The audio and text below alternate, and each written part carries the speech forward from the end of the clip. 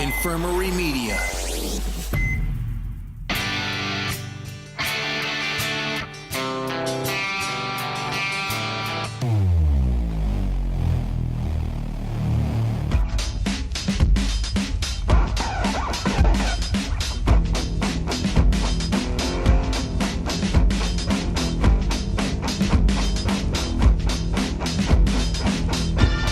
Now tuned in to the Selling Out Podcast.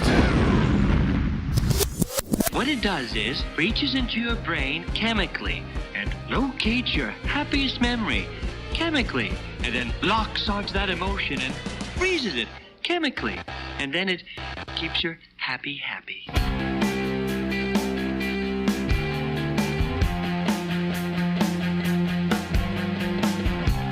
Hello, and welcome to the Selling Out Show. I am one of your hosts, David Schultz, and by my side is my good pal and partner in crime, Nate Gorzinski. Nate, how the heck are you? Good, man. We're coming towards the end of winter. We had a nasty storm where I'm at, but hopefully the days are getting longer. The season is almost over, so I'm happy. How about yourself, man? I'm actually very happy because you're saying winter is coming to a close, and for me, it's Cadbury cream egg season. Ooh, yeah, man. I love my Easter candies, man. I can't get enough of them. They're perfectly constructed cells of sugar confection. Absolutely, man. And they only come around that one time a year. You got to stock up. Yeah, you like them too? I do, man. I like those. I like the mini eggs too. Even they're just chocolate, but they're something about that candy shell definitely makes a difference. And you can't get them all year. They're not like regular M&Ms. So. Right. And that's the thing that drives me mad is because there's Peep people and Cadbury cream egg people. And to the Peep people, I say, it's just marshmallow coated in sugar. Right. You could just make that at home. Yeah, man. And then they'll say to me, hey, man, it's just like runny snot inside the egg. And I say, you call it snot? Well, I hope you rot. These things are delicious. I'm with you, man. I'm totally with you. I am not a Peep guy. I don't understand Peep people. It's just gross, man. I don't know. I was never a marshmallow kid anyway, growing up, but I definitely enjoy the cream eggs, and somehow they've had the same damn commercials for like decades now. I don't know if you guys know the Cadbury commercials, but yeah. I'll tell you something right now. This is why we are best friends. Yes, sir. Everyone wants to be the Cadbury bunny, because only he brings delicious Cadbury cream eggs. While others may keep trying, no bunny knows Easter better than him.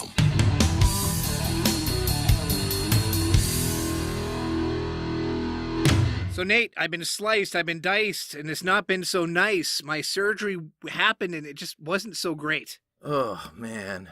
Now, I talked about this previously on our last episode before about me going in and my worries, my concerns. Well, it didn't turn out so hot. It really didn't. Oh no, man! Tell us about your ills, man. What's going on? Well, I should have known like from the get go, because I had an orderly.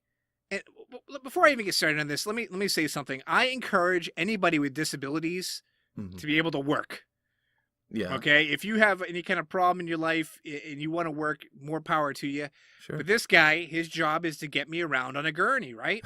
Yeah. Problem is, he had two lazy eyes. Oh man. And he was like banging me against the wall. He couldn't find a fucking elevator to save his life. Oh, no. So here I am on the fucking bed, just like, oh God, please. I'm already nervous as is. Right. And he's taking me, on a tour of the entire wing. And the other thing about him is everything was blessed. Oh no. Yeah. Oh yeah. How you doing today? Blessed, man. I'm blessed. Oh, hey, no. have a blessed day.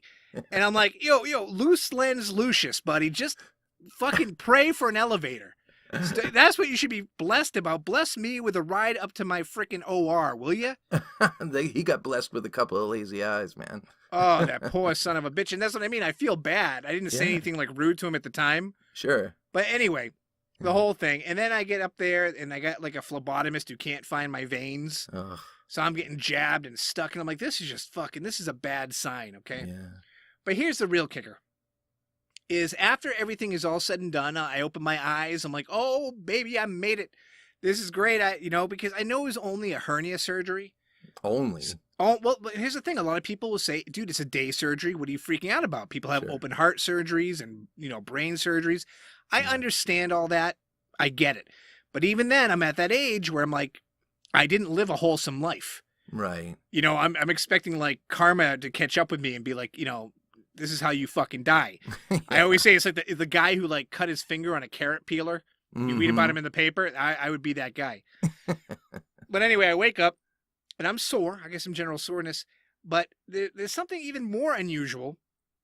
I have a nut the size of St. Louis. Oh my God, man. And the reason why I call it a nut, not Yeah. nuts, Yeah. is because my sack is the size of a cantaloupe. Oh no. I don't eat fruit, so I don't really know what the size of a cantaloupe is. I'm just assuming it's big. Yeah, it is. But anyway, this thing is hanging between my legs. And I'm like, oh, did they do the wrong thing? Yeah, man. What happened? What is going on here? I call over to the nurse, Yeah. and she's like, oh, no, they filled you with air What? to access. Yes, well, this is what happened. They drilled me and put air into me to make my belly larger because it's a Yeah. robotic surgery. And they say some air got down there. Oh no. So Yeah. your sack is like a fucking party favor. You got like a balloon sack. Yes, I'm available for parties, bar mitzvahs, whatever you need. I am balloon balls. And it was like freaking me out, Yeah. At least it's not helium and they're not floating away on you, but Actually, that might have been even cooler. I'm just floating around the hospital. I'll look at Loose Lens Lucius. Hey, buddy, I can find the elevator on my own now.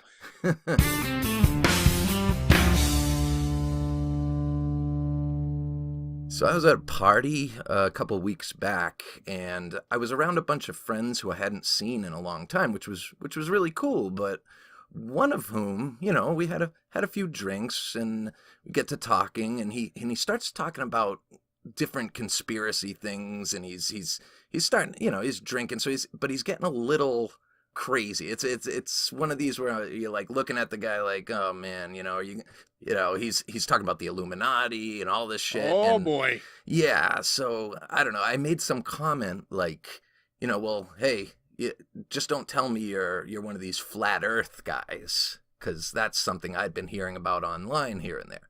Right. And dude, he looks at me and he's like dead serious, and he's like, well, dude, have you read up on that stuff?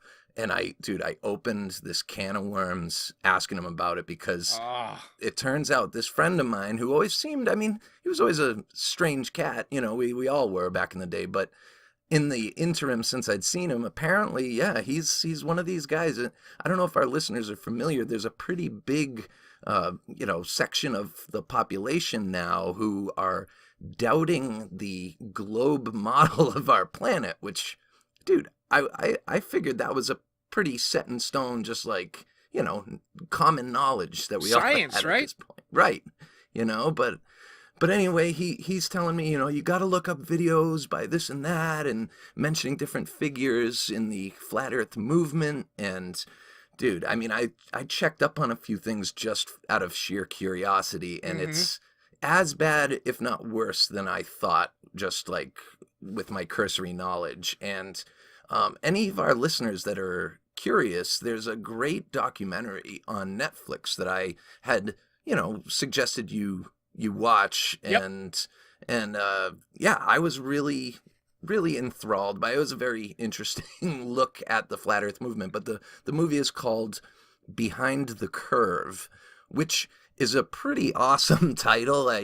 It's, if you look at it, it's like the curve is obviously a reference to the shape of the earth, but at the same time, when someone's behind the curve, you think they're behind the learning curve. They're not up to par education wise. They're behind the learning curve. Yeah. So, it was a subtle little, I don't want to say a jab at the movement, but it was definitely planned out, that title. But this documentary was suggested to me by some friends on Facebook who they had made it sound like it was like they were like, dude, this flat earth thing is out of control. There's even a movie about it on Netflix now. And they made me think, it was promoting the flat earth, point of view.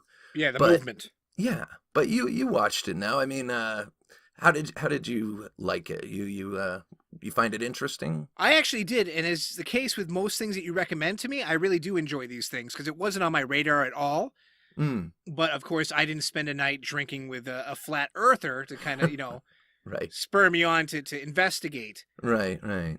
Now, Now- I've heard about celebrities and stuff believing in this, but you kind of just throw it off. You don't really Right. take it too serious. Sure. So it is pretty amazing to see that these guys, over a very short amount of time, we're talking a couple years, Right. have created this international movement where they're having seminars and meetups and merchandise and books and, I mean, you name it, everything. Right. Right. And I'm one of the guys where it's like, you can believe in whatever you want to believe in as long as you don't hurt other people. Right. I may not agree with you. Yeah. That's no big deal. There's a lot of religious beliefs I don't go along with, a lot of political beliefs, but as long as you're not hurting anybody, Sure. that's fine. I've also found in my life this one thing I really stand by is that people who feel marginalized flock together, Sure. and folks who want to be famous fabricate facts, and that makes a perfect marriage. And Right. I see a lot of that happening here, and that was exposed in this documentary. Yeah, man. It's definitely getting out of control. Like, yeah, you mentioned celebrities that are into it. There's certain hip hop guys, this guy B.O.B. There's certain athletes, I guess, basketball players and whatnot. that Kyrie are into- Irving from the Yeah. Boston Celtics, yeah. Yeah, even Shaquille O'Neal is supposedly a flat earther. So this flat earth movement, I mean, these guys, the problem with it, there's a,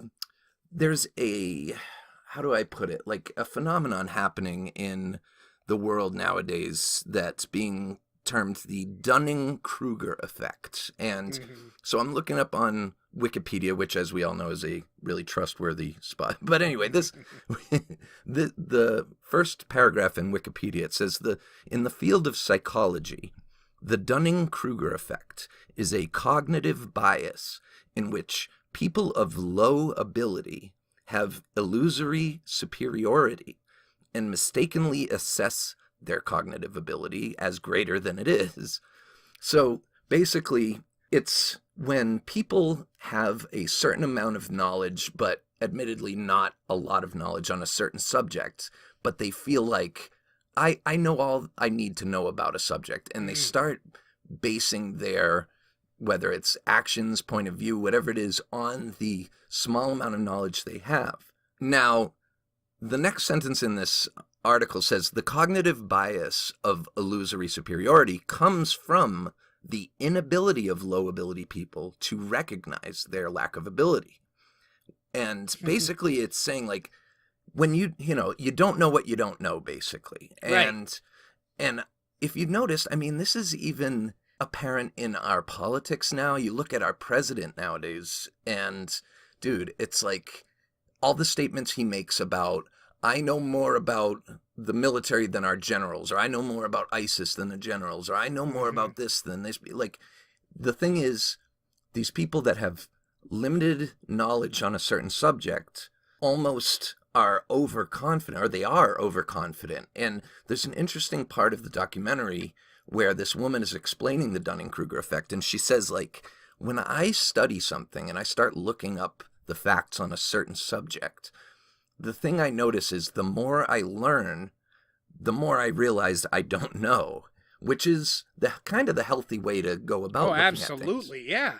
You know, like you have to be, I don't know if it's a humility, whatever it is. It's just, look, I don't have all the knowledge, so I want to stand from a place of, like, look, this is what I know, but I admit I may not know it all. And the Dunning-Kruger effect is, like, so pervasive in our society now that we have all these people who are, think they're experts on. So to bring it around to the flat earth thing, these guys think in common sense terms. They hold up, say, a baseball, and they say, no, this just doesn't make sense. If you put water on top of this baseball, it's going to roll off. It doesn't stick to the bottom of the ball.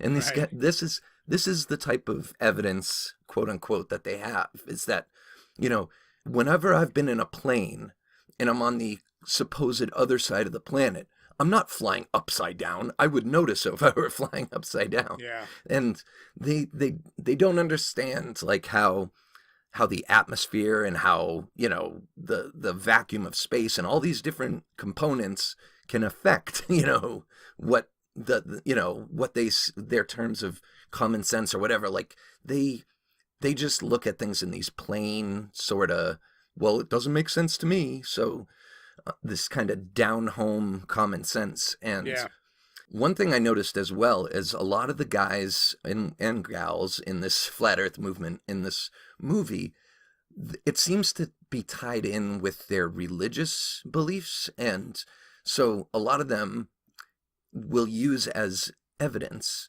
well, in the Bible, it states that the earth is, you know, that the angels stand at the four corners of the earth in this particular scripture or whatever. And that could only be possible on something that has four corners.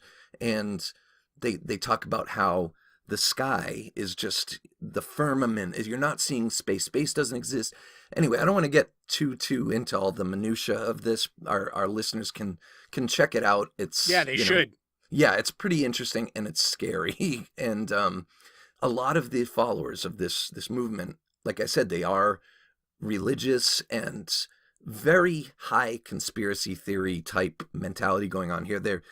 They use terms like, they want us to believe we're on a ball. They are doing this. Like there's that pervasive that catch-all term, they. And they think that there's some big group that wants us to think for some reason that we're on a globe and that somehow that suits some agenda. And it's really frustrating and it's really interesting. But I think it's actually worth noting what you just said. We're in, okay, it's very closely tied to the political climate right now. Sure. Because if you look at the movement and how it's grown, it's basically in the whole fake news era. Absolutely. Over the last couple of years.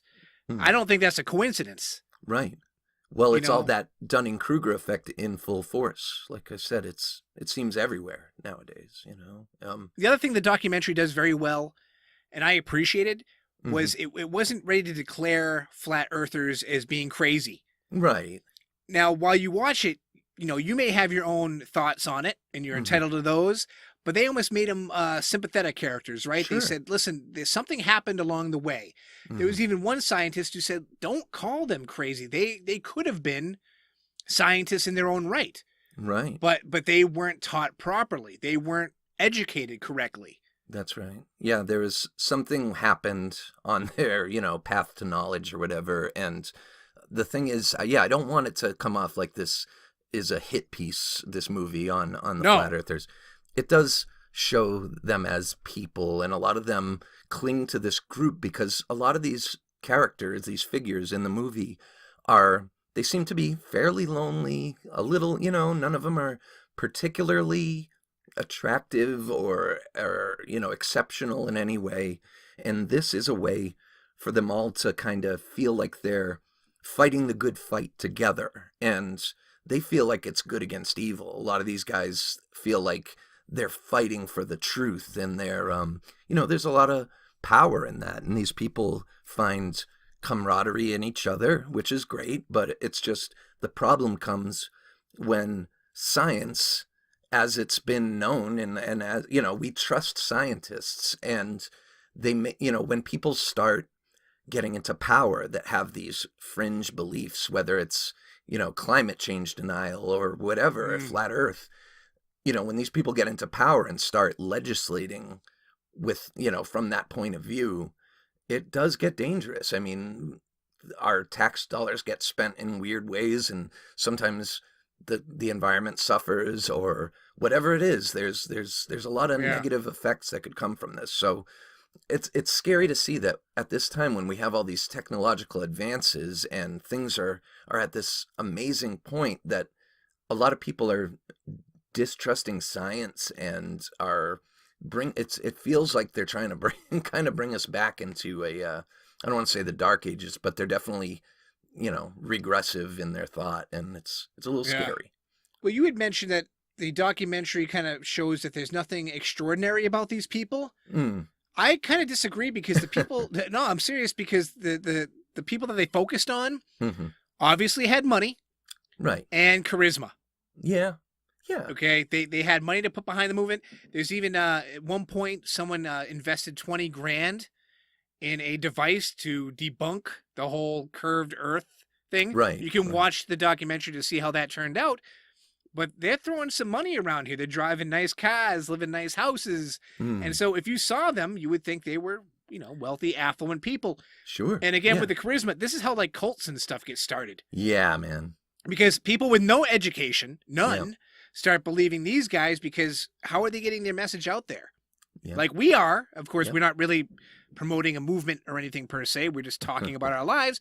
But, podcasts, YouTube, social media, Yep. and people want to be entertained. People maybe, again, feel marginalized or lost in their life. And this is something they can jump into, dive into, immerse themselves into. Right. And that's where I find it to be scary. Yeah, absolutely. I mean, it's with all this technology, we're at a point where it's that much easier for people to get this message across. And for someone who's naive or just not informed, one person talking on a podcast or a YouTube video is just as credible as another. And, you have to be discerning in who you listen to and whose facts you take as gospel, as it were, so I want to know what's to gain, I whether agree. it's flat or round. What is there to be had? Well, that's my big question. It's like they talk about it like there's some sinister agenda to keep us all in the dark, and when you ask, I don't know how much they went into it on the movie, but my friend at the party that I was talking about, I was asking him, well, what? Because they believe that Antarctica is not Antarctica. It's, without getting too into it, they think it's kind of like Game of Thrones, this big ice wall around the whole disk of the Earth. The Earth is a disc shape, blah, blah, blah.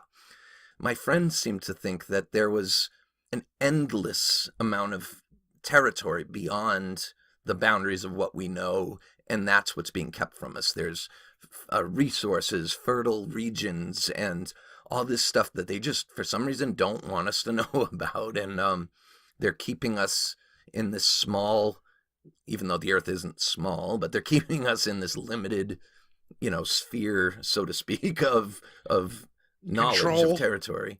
And yeah, what's really out there is, so much bigger and so much more lucrative or whatever. And they want it all to themselves, whoever this shadow, controlling body is. So interesting stuff. It is Scary very stuff. interesting, and I'm not like a huge conspiracy theory guy. I just assume everybody's lying to me all the time.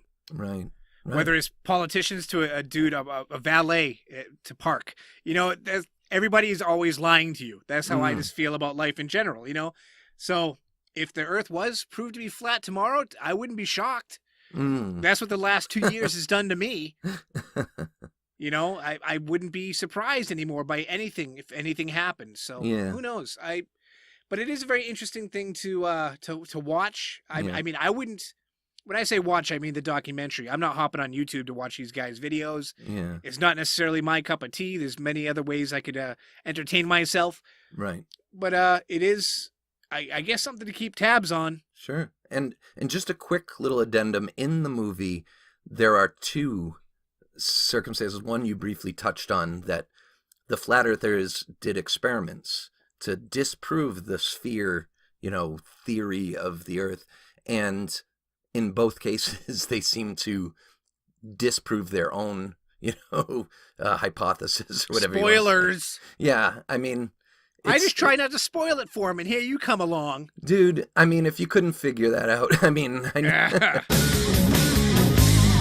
Sure, we all know vaping saves lives, but now I want to save you some money. Visit NorthlandVapors.com. Proudly made in North Dakota, Northland Vapors line of e-liquids contain no artificial sweeteners, are dictone free, and won't gunk up your coils. Whether you're quitting smoking or an experienced vapor, Northland carries a variety of flavors and hardware, making it a one-stop shop for all your vaping needs. Northland believes quality doesn't need to be costly, and right now you can use code SELLINGOUT19 and save 19% off their already amazing prices. So what are you waiting for? Get your head into the clouds and shop online at northlandvapor.com or visit their locations in Moorhead and Bemidji, Minnesota. Some products contain nicotine, adults only.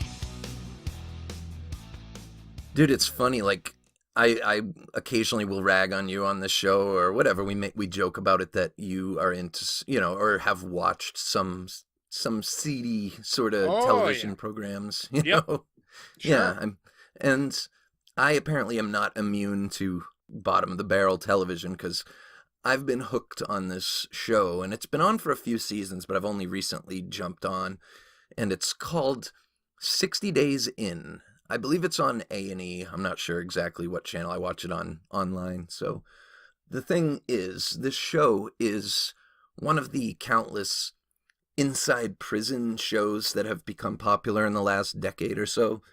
And people often ask me, like, why are you watching this stuff? Like, why would you ever watch something that takes place in a prison or whatever? You've been there. You've got out of there. Why'd you want to return, even on TV? Right. Well, interestingly enough, I, for some reason, often enjoy those shows. I don't know what it is, if it's just seeing a familiar place, if it's knowing that I'm not there anymore, so being relieved about it, or whatever it is.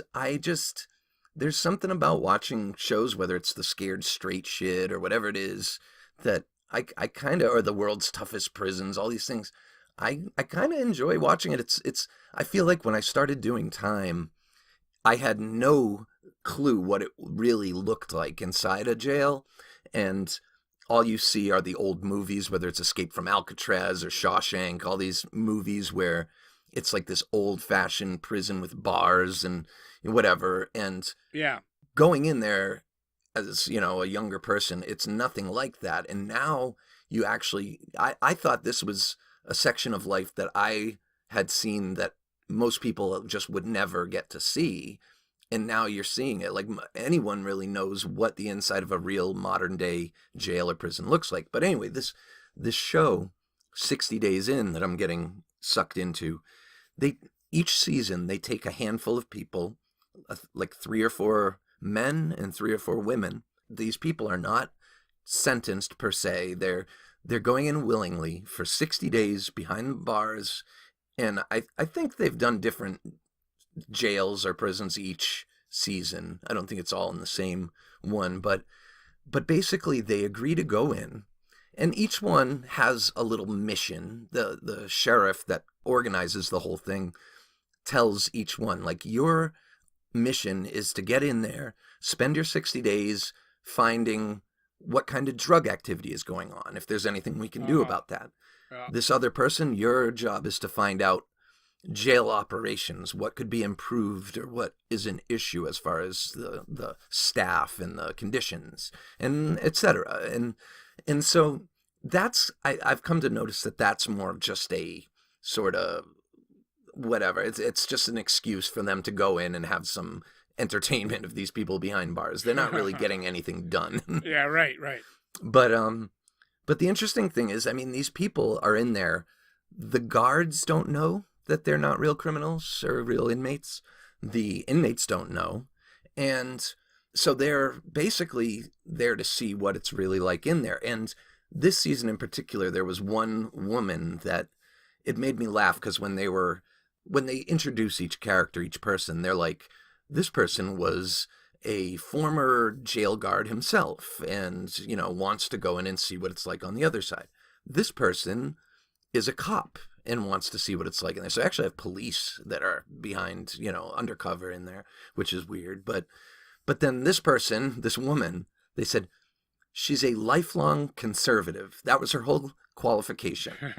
And her little introduction, she was like, I'm going in there because I know that people that go to prison are just spoiled, and, these people are treated too well, and I just want to go in there and prove that prison is no big deal. And basically she wanted free meals and television. Yeah, man. She wanted to reinforce her own views on this shit. And the funny thing is, she's in there like she's incredulous. Like, oh my God, I told the CEO that I needed this and they just laughed at me. Or I telling on people. These people, it's so funny because they go in and they don't know. And a lot of them are like, just going up to the CEOs like, hey, so-and-so took my fucking shampoo. And blah, blah. Like in real life, it's like, most of these people would, you don't do that. And Nate, can I tell you something real quick? I'm sorry to interrupt you. Absolutely. Just because I want to get it fresh when you're talking about this woman. When I'd never seen the show either. You recommended it to me. I went on YouTube, and one of the first videos I saw was one dude jacking another motherfucker up over tater tots. Yeah. So when you tell me, like, oh, she stole my shampoo, I'm like, oh, this is going to be a bloodbath. Yeah, man. Dude, it's nuts. Like, I've always said, like, when people are in prison or in jail, they take so much from you that the little things you have, you hold on to really tightly. And and a lot of people seem petty because you're like, dude, you're ready to fight over some tater tots. But it's like, dude, that's all you're getting to eat. That's, you don't have much. So that shit means a lot more to you. The fight had an obvious cause and effect. Ricky was supposed to give his hash browns to Cody. He didn't give his hash browns to Cody. He got beat up for it. It's funny to see how people interact in a situation that's like they don't belong there. It's like an interesting social experiment. I mean, I'll recommend this show to our listeners just because, A, you get a sense for not just what it's like behind bars, but what it's like for a person who's never been there. Because some of these shows you get a sense of what it's like for people that are hardened criminals or for the guards, but to really see some of these people who just are going from the street, they don't know what the hell's going on. They're usually blown away by, like, I'll be honest, you see a lot of good fights on the show. If you're just there for sick amusement, it's an entertaining show because, you see a good amount of fights. You see petty drama. I saw an episode where a guy, he was a store manager. Right. And he went in there and one of the other inmates didn't take his meds and just went and started punching him on his bunk. Right. For whatever reason, just because the guy was, off his rocker. Right. But I'm like, why is he even subjecting himself to this? Does he win any money? Right. Does he get like a year's supply of dishwashing soap? Why would you do that? The kid who's getting beat up, the contestant, so to speak, is just dumbfounded. He gets off his bunk and starts yelling like, hey, he's hitting me, or what are you doing, and blah, blah, blah. Why would you do that? If you're really in jail, you don't do that. If someone picks a fight with you, the last thing you do is make a big scene about it because that's basically snitching. And anyway, it's a really entertaining watch for people who are interested in what it's like in there, because to an extent it is pretty realistic. And yeah, they've actually had to pull people out for their own safety, and yeah, it's an entertaining show, and it's a guilty pleasure of mine. It looks real. I mean, I always question reality shows because most of them are scripted reality. Right. The thing that made me a little suspicious about this one was how all the cameras were like perfect. So I'm like, did they use jailhouse cameras, like the security cams? Did they install them ahead of time? Right. And plus, different prisoners would give like their testimonials. Yeah. Like you'd see on like Big Brother or whatever. So do they think there was just a documentary being made and they weren't told that there was, I think, well, you just mentioned that. Yeah. They don't know that there's a mole or whatever on the show. So there's some more. Again, I've only seen a little bit of it, so I don't really fully understand it. I can explain that. Now, the inmates are aware that there are camera crews, though I believe what they're told is that they're just doing one of those life behind bars type of shows. So the inmates at large are aware of production crews and cameras, and the way they do it is they interview random inmates. They interview people that aren't on the show, so to speak. And so it doesn't look weird. They just randomly pull all kinds of inmates out to be interviewed. Yeah. And when they pull out these contestants, they're able to talk, about their experiences, but it doesn't look shady because everyone's being pulled out and yeah, you couldn't pay me enough fucking money to be on that fucking show, man. I'm sorry you had to be in there. Yeah. Because, I mean, I was learning some things I didn't know, of course, like putting on your sneakers. Oh, yeah, lacing up. Lacing up means you're going to fight. And I'm like, oh, Jesus Christ. How can you live that way? It's like savagery. Yeah, man. Yeah, you got to lace up. There's some people that spend their whole time locked up, like they'll see this dude's walking around in his flip-flops all day. That's a no-no, because if you do that, it means that you're not ready to fight, and you got to always be ready. But usually people are walking around in their sandals, and then, yeah, if it comes time to fight, you lace up. But yeah, man, I mean, I've seen people, I think I've mentioned on the show, like, I've seen people get in fights from the shower when they're buck naked and fighting, you know, and whatever. You mentioned that, yeah. It happens. I'll tell you what, this works for me, man. That scares me straight. There's no way in hell I want to go there ever. And, I mean, you call it like bottom of the barrel TV, and I understand because it is a reality program, but it's not like your typical court show. Right. Where you see someone suing somebody else because they fucking stole their parrot. This is some serious fucking shit. People get really fucked up, and you mentioned the drama inside, the politics inside, how you can wake up every day not knowing what could happen to me is just unfathomable. I just cannot grasp it. So, and that is why I'm glad that people are able to see this, because as much as you hear about jail and prison, unless you've been there, or you actually, now it seems like if you've seen this show, you know, at least now you have more of a kind of idea, because I do find that show fairly realistic, snitching and weird drama notwithstanding. There are a few weird suspect things in there, but for the most part, that show is pretty realistic, and although it's in a different county than I'm used to, it is fairly realistic and fairly eye-opening. So if you have any thoughts on this or any other topic that we have discussed during the show, or basically you just want to tell us anything whatsoever, we are easy enough to reach. You can follow us on Twitter at SellingOutShow, or send us an email, sellingoutshow@gmail.com. We appreciate your thoughts and want to hear from you.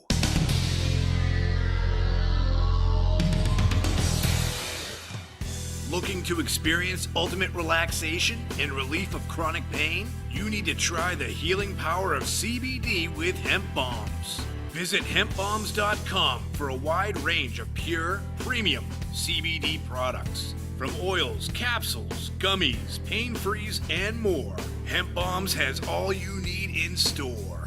Better sleep has proven to boost your immune system. And if you or a loved one live with discomfort, CBD is a natural organic remedy that works. Start living your best life today with Hemp Bombs. Fans of the show can now save 15% off by using code SELLINGOUT at checkout. Again, that's one word, selling out, to enjoy the benefits of CBD for 15% off at hempbombs.com. Dave from the Selling Out Show here to tell you about Spunk Lube. Spunk Lube is a multi-award-winning lubricant used by professionals in the adult film industry. Spunk is available in hybrid, pure silicone, natural, and pink. Spunk is made with the highest quality ingredients and is non-staining, hypoallergenic, and cleans with ease. Enhance your love life with Spunk.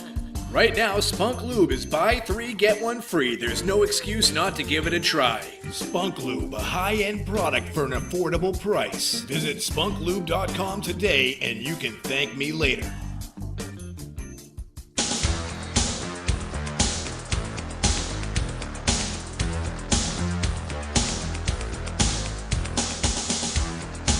Dust off your LPs. It's time for Nate's Notes. By 1976, production techniques in the recording studio had gotten pretty advanced. Artists were able to release pretty spotless albums wherein mistakes were either rare or actually non-existent. Guitars and vocals could be overlaid and layered to add depth and thicken up the sound. Progressive rock bands like Genesis and Yes took full advantage of these techniques and producers. Arena rock bands like Queen were putting out excessive, some would say bloated, records. And soon, a whole generation of artists started making music to rebel against this trend, eschewing perfection for a more accurate recorded representation of their energetic live performances. It wasn't completely unprecedented. These bands were following the lead of earlier, grittier acts like the MC5, who sang Kick Out the Jams, and the proto-punk of the New York Dolls, or Iggy and the Stooges. Again, by 1976, certain people's frustration with the sonic excess of all that prog rock and other styles of music, from country to disco, had prompted a return to the rawness of real rebellious rock and roll. People started calling it punk, but bands like New York's The Ramones and London's Sex Pistols were really just playing simple, fast rock and roll, just stripped down to its glorious, imperfect roots. This inspired others, and before long, the Dead Boys, the Misfits, and others were filling in the blanks, beefing up the scene in New York and New Jersey, centered mostly around clubs like CBGB and Max's Kansas City, and putting out roughly produced records. Of course, in England, the scene not only had led to more popular acts like The Exploited and The Addicts, but it also morphed into the death rock or goth scene, represented by Bauhaus, Specimen, Sex Gang Children, and others. The scene in Britain actually got pretty huge, almost commercialized, more so than America even. But in North America, as underground as it remained, this imperfect alternative to mainstream bands morphed into a bunch of other scenes too. The raw production and somewhat sloppy, energetic rock sound continued with acts like DOA, The Germs, and the Circle Jerks. Some of the roughest sounding stuff was found in the emergence of the hardcore scene, California's Black Flag, and DC's Bad Brains and Minor Threat released unpolished albums of short, fast, and heavy anthems in the Reagan years of America's 1980s. Punk also eventually found favor with the skateboarding and surfing community on the West Coast, which led to bands that fused the speed and distortion with melody and even sweet vocal harmonies. Bands like Bad Religion, Pennywise, NoFX, and the Vandals. This disdain for shiny production and artifice found its way into other musical movements as well. It's hard to get rougher and harsher sounding than the industrial metallic banging of Einstürzen die Neubauten or Test Department, or the electronic experimentation of Throbbing Gristle or Boyd Rice. The instrumentation may have been different, but the industrial scene was often more punk than punk. One scene that emerged in the early 90s that wholly embraced the sort of lo-fi ethos of punk to extreme degrees was the Scandinavian black metal scene. In a reaction to the emerging trend of slickly produced metal coming out of the US and other parts of Europe at the time, a bunch of young, idealistic headbangers in Norway started just recording with whatever shitty equipment they could find. One artist, the controversial figure Varg Vikernes of Burzum, who I've mentioned on other episodes, claims to have recorded into a pair of repurposed headphones instead of a decent mic, specifically to get that scratchy, distorted sound he was looking for. To these bands, the more lo-fi the recording, the more honest, or true, as they say, the resulting material. Shit quality became almost a badge of honor. And to be honest, they weren't completely wrong. The atmosphere created by this style of music is haunting and disorienting. And a lot of that was created, perhaps accidentally at first, by this cheaper, truthfully half-assed way of recording. Eventually, a lot of the Norwegian bands started using keyboards and more traditional studio wizardry to create their atmosphere. Dimmu Borgir and Satyricon, two of the bigger names to come from that era, each eventually performed with an orchestra, a la Metallica, and Emperor's fourth and final full-length album bordered on prog metal arrangements. But when Mayhem and Darkthrone were creating the template for what this movement was supposed to sound like, it was initially a sloppy, almost punk response to the overproduced records starting to come out of the Florida death metal scene at the time. And of course, one of the most popular takes on this punk rockifying of music took place in the late 80s into the 90s. There were a bunch of gritty, noisy bands like Flipper, the Jesus Lizard, Scratch Acid, and the Melvins. The Butthole Surfers took the punk rock ethos and added a head full of acid, creating some really unique psychedelic records.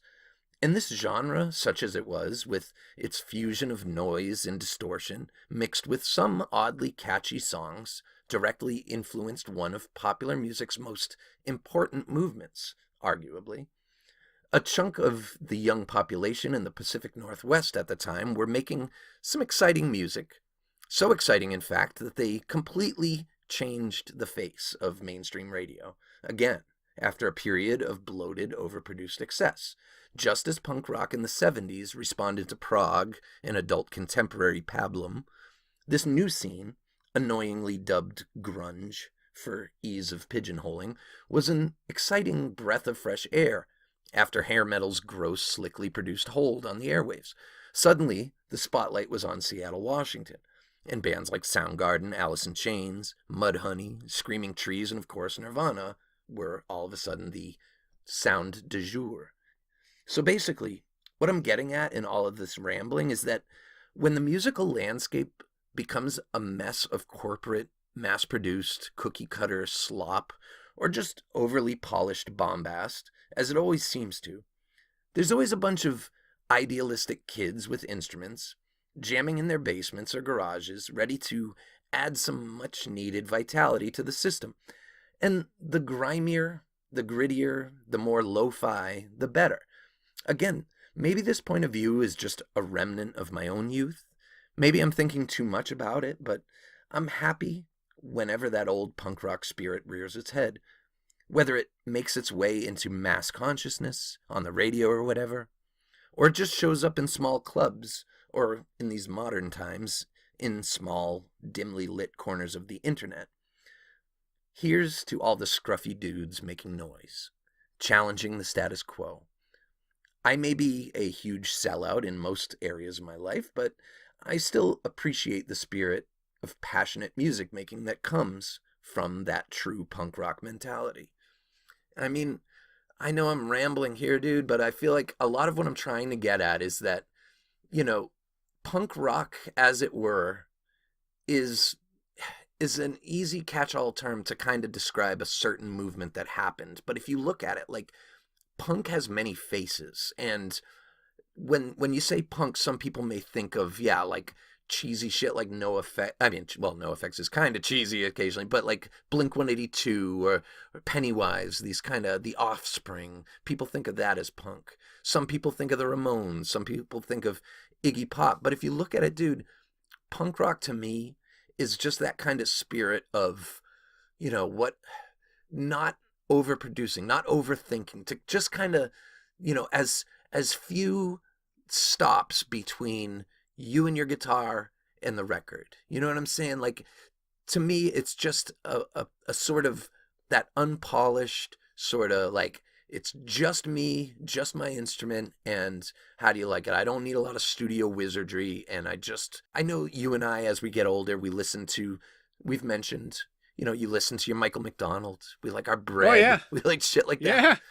But I still have that young sort of, whatever it is, that joie de vivre, I can't speak French, that fucking je ne sais quoi, let me try more French, whatever you say, that thing that makes me appreciate, yeah, like rough, unproduced, like, I'm still ready to call people a sellout, you know what I mean? And I'll be 40 this year, so yeah, whatever it is, it dies hard, you know, in me, so. Well, you can't speak French, so I'm going to kind of loosely interpret something they say in Mexico, where they say street tacos are better because they're seasoned with a little bit of dirt. Dude, that and is it's a joke. Perfect. Yeah, it's a joke, right? But they're saying, you know, it's more real, it's more honest, it's more raw, the tacos you get on the street than you would in a fancy restaurant.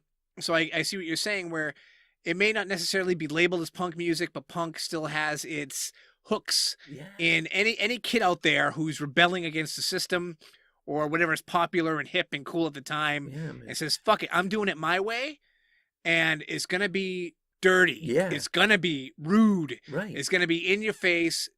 Fucking A, this is rock and roll. Dude, you just blew my mind. That quote is so perfect, man. Like, a little bit of dirt. That's exactly what I'm talking about. You just summed it up in one sentence, bro. Show's over. That's it. No.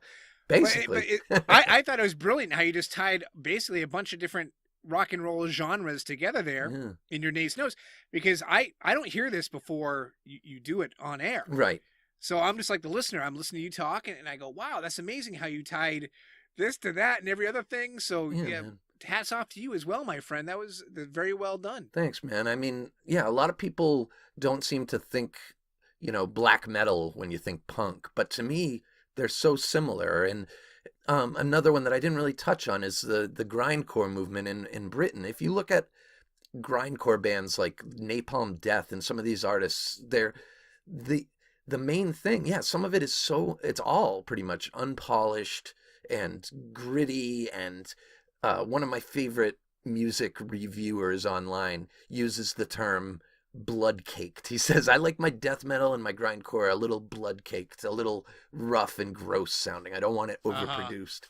And so I see a lot more connection with when I listen to grindcore and especially early black metal. I see a lot more connection to punk rock than I do to like even Black Sabbath or Led Zeppelin or early proto metal bands. I see more of a connection to the Stooges or the MC5 even. And I just hope that continues. Basically what I was getting at is that I hope that there's always some kid banging on a set of drums or a guitar and recording into a 4-track or a tape deck that he has. Although I doubt anyone's finding a tape deck. I wouldn't think that's happening, but I get the vibe you're sending out there. Yeah. But that's what concerns me, because every movement you just talked about or every style genre is very cyclical, where it's like, okay, this was the product of pop radio being this, right? Right. But I'm so out of touch now. I couldn't tell you, as far as rock and roll goes, what is popular now? Is there anything to even rebel against? What are the slick sounds being produced now? I mean, I'm aware there's bands like Savage Dragons and stuff, but are they rock? Are they even a rock band? I don't know. I don't know, man. Yeah, that shit. What is the most popular rock act right now? I don't know. There's them. There's some band called the hell? I don't know. Yeah, Imagine Dragons is one. I mean, Did I call them Savage Dragons or Imagine Dragons? I don't know. I might have called them Savage Dragons. We'll have to play that back because of the comic book. Right. That shows just how far out of touch I truly am. Dude, well. But that's what I mean. I don't know I don't know what top 40 rock looks like right now. Yeah.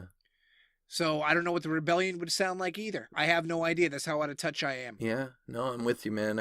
I'm pretty out of touch with a lot of it too, but I do occasionally go and see what's popular. I just in looking at the shit I like, I occasionally will accidentally happen upon something that's, popular just because it's in my it's in recommendations or whatever.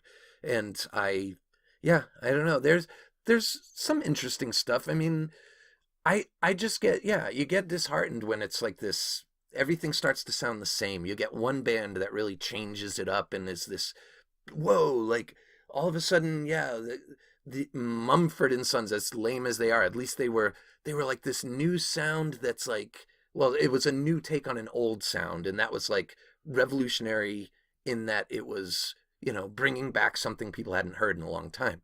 And the next thing you knew, there was this whole neo-folk, retro. How's that for a sound, But sounds great. Put it on a CD and sell it. Yeah, man. We're so fucking old. We're talking about tape decks and CDs. Those things don't even fucking exist anymore. Dude, it's ridiculous, but... Oh, my God, we're out of touch. Well, let's just hope... Oh, my God, we're such old fogies. Good Lord. Well, let's just hope there's some kid, like I said, banging on a fucking guitar somewhere, and he's got the weight of the world. He's the hope of our whole... musical landscape of the future. There's always got to be some kids that just want to make noise, and some kid out there tapping on a notebook with his pen. That's it. That's how some of the bands I was in when I was a teenager got started. People didn't have a drum kit, so you'd show up with a notepad, your pen, start tapping it. Someone starts singing, and in hindsight, how ridiculous is that? But that led to someone buying the drum kit. That led to someone buying a guitar. Right. And then before you know it, jamming out in the garage and trying to do different things. Even when there's some great movement, a lot of times you'll have all these copycats that water it down and screw it up. But we need people to just keep, as long as the spirit is there and it's you can hear authenticity, I feel like, you can, to an extent, you can hear artifice, you can hear fake. Yeah. And so, we need you kids. Anyone, buy guitars, buy fucking drums. Bueller. Well, I guess, Nate, in the meantime, while we wait, can you bend over? Because I want to throw some dirt in your taco.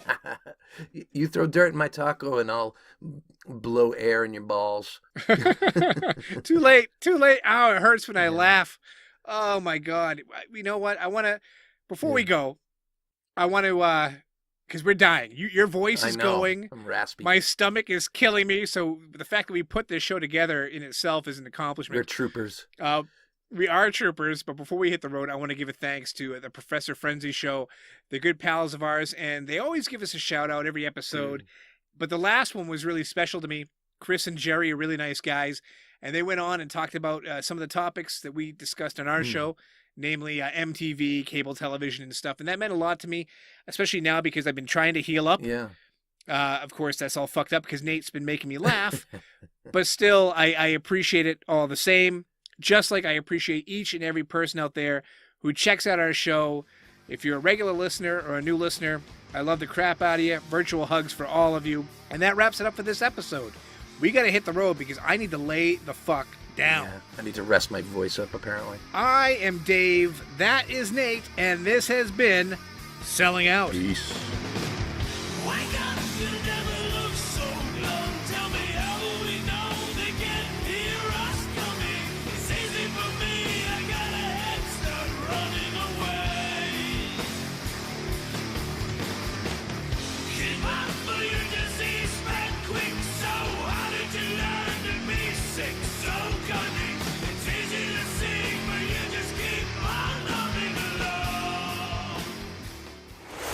Infirmary Media.